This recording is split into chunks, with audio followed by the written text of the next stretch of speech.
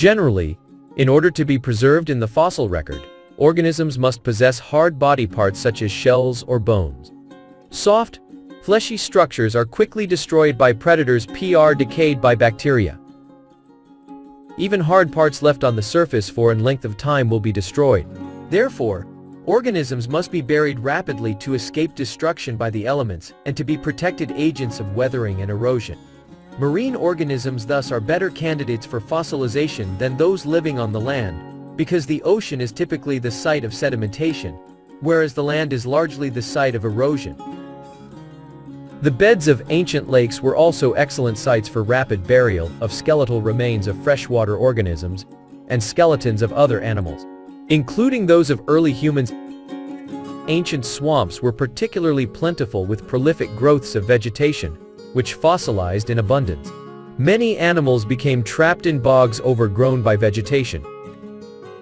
The environment of the swamps kept bacterial decay to a minimum, which greatly aided in the preservation of plants and animals.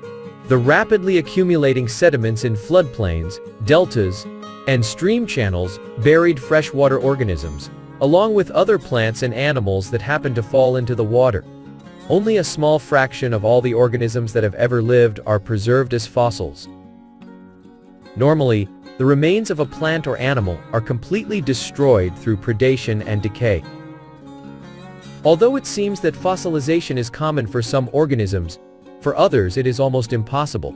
For the most part, the remains of organisms are recycled in the earth, which is fortunate because otherwise soil and water would soon become depleted of essential nutrients.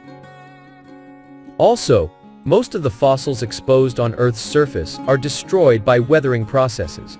This makes for an incomplete fossil record with poor or no representation of certain species. The best fossils are those composed of unaltered remains. Generally, it is the inorganic hard parts, composed mostly of calcium carbonate, that form the vast majority of unaltered fossils. Calcite and aragonite also contributed to a substantial number of fossils of certain organisms,